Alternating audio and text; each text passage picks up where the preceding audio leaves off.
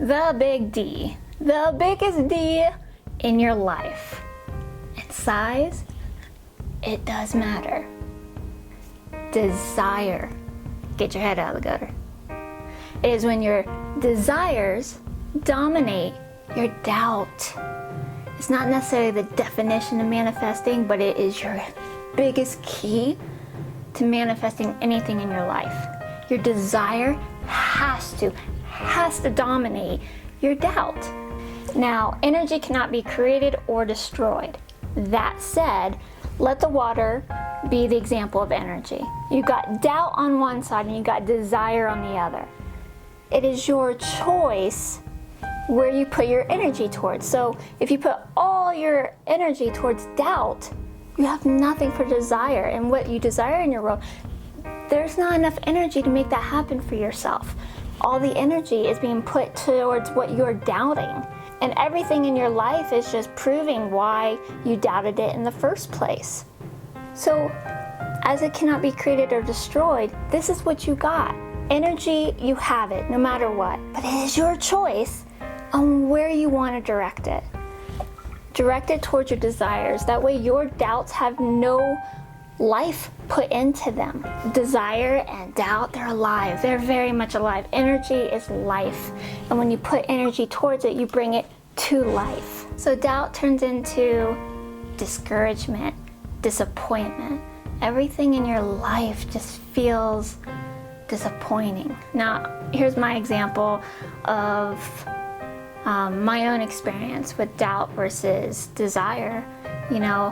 15 years ago, I was heavily into drugs. I had so much doubt in my life and all my energy put into doubting the world around me. Everything I wanted and desired in my life, I doubted it. I doubted that it was possible for me.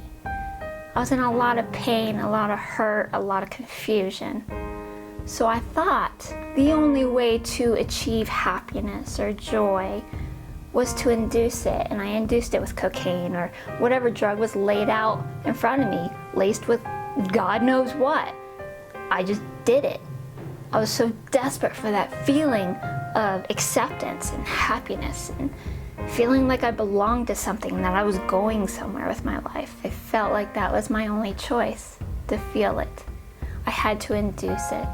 So all my energy put towards the doubt just fueled my life in this destructive pattern, in this destructive manner. Was I truly happy? Looking back, no, I was a miserable little girl. But in those moments, I was my only way of thinking I could, touch it or come close to it. And one night I came home and I was laying in bed and I was withdrawing really, really bad. And I remember laying there and my body was just shaking. I had no control over my body and I laid there in pain and I was scared.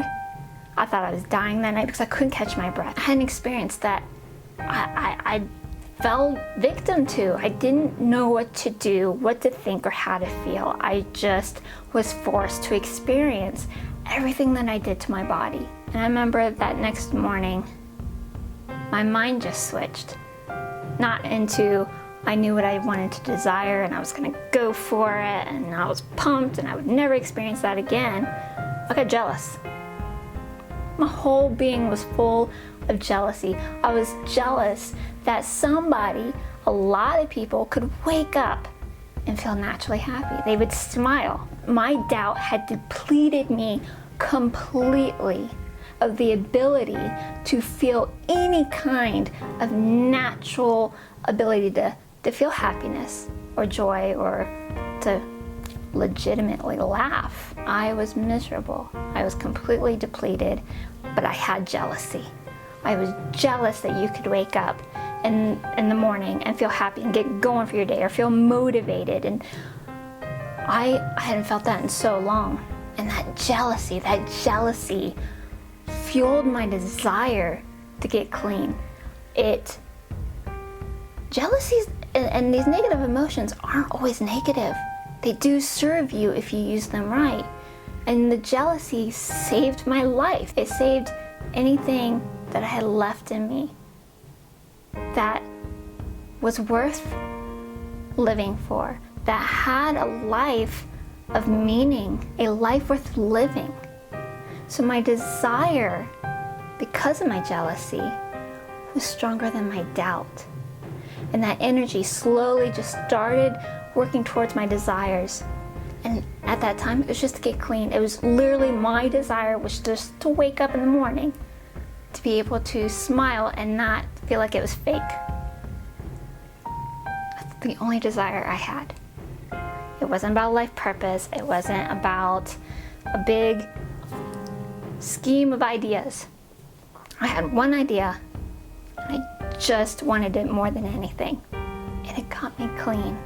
That one bit of effort just to put my desires over my doubt. The energy of my efforts, the energy all around me, pushed me even towards or closer to what I was desiring. Now, doubt is a good thing. Doubt makes you learn so much about yourself. When you visit it, it makes you really realize where you are in that moment.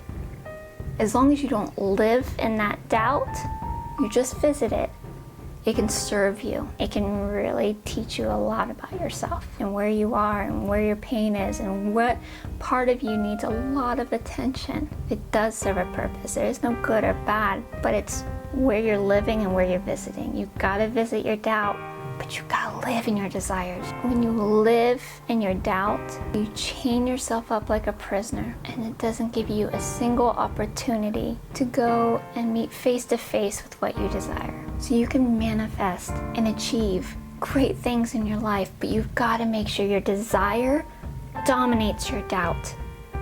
And I hope you find the magic in your journey, and have a beautiful day.